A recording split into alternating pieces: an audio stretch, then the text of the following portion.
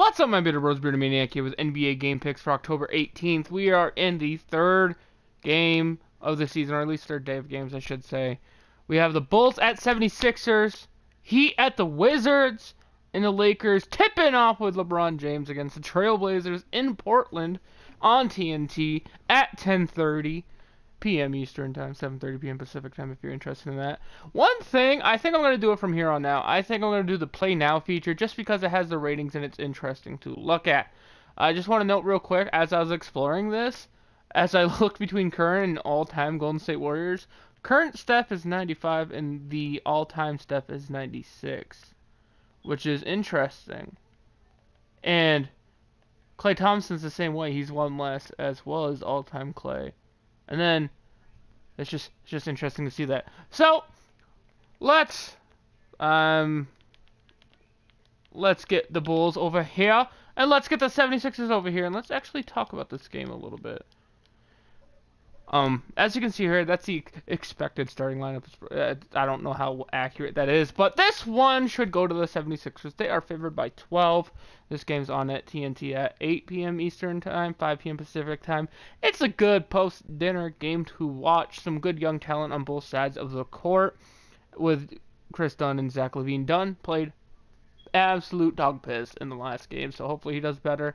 Simmons, Embiid Simmons played extremely well against the Celtics.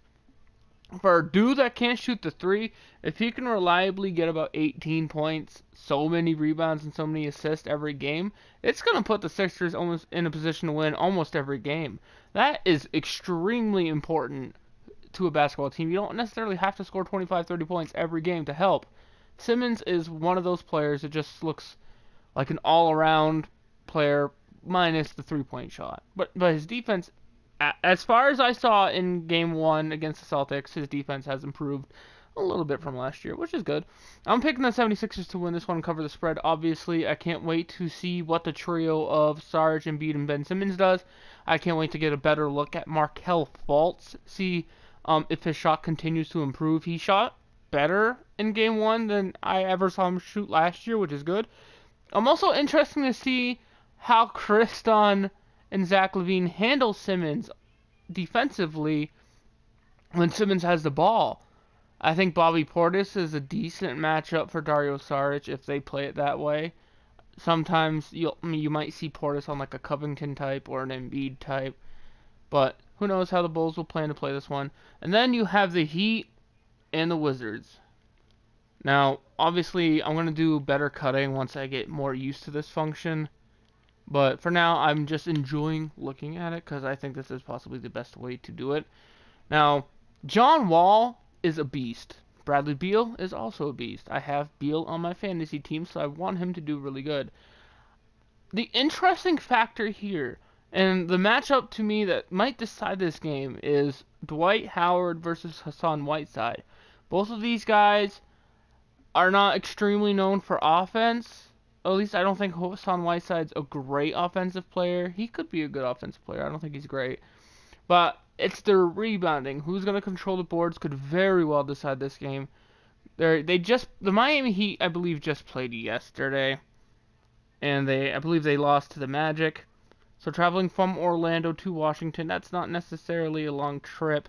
But they did lose this game, so on a back-to-back, and the Wizards haven't played yet, so they're fresh. I'm going to pick the Wizards to win this one at home. They are favored by 5. I believe they should cover as well.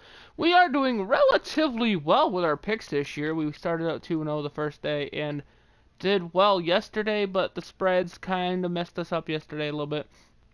And then the last game, Goran Dragic should have a good game as well. The last game we have is the debut of LeBron James and the Lakers, and I forgot the alphabet for a minute, against the Trailblazers. Now, interesting thing here is, well, first off, it has Rajon Rondo and Contavious Caldwell-Pope in the starting lineup. I think it's just set to the highest overall rated players. I am not sure.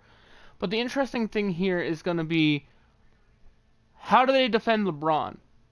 Do you use Yusuf Nurkic, who has probably the third second best defense in your starting lineup, at least for a LeBron-sized player. Al-Farouq Aminu could also play defense, but it probably could wear him out quickly. Harkless does have length, but you're going to need him on Ingram. And the guard advantage probably goes to Trailblazers here, but with the rotations that LeBron James can pull off, if he can get himself onto Damian Lillard and CJ McCollum offensively, he could wear them out, which is good. Defensively, I think it's a good game for the Lakers. I think JaVale McGee matches up decently against Nurkic. LeBron James against any of the Trailblazers matches up well on defense, unless you're talking about necessarily Damian Lillard or CJ McCollum, who could move around a lot, but I think LeBron James would end up playing switch at that point. Ingram matches up against Harkless pretty well. It's a good game overall. In fact, the Trailblazers are only favored by 3.5 at home.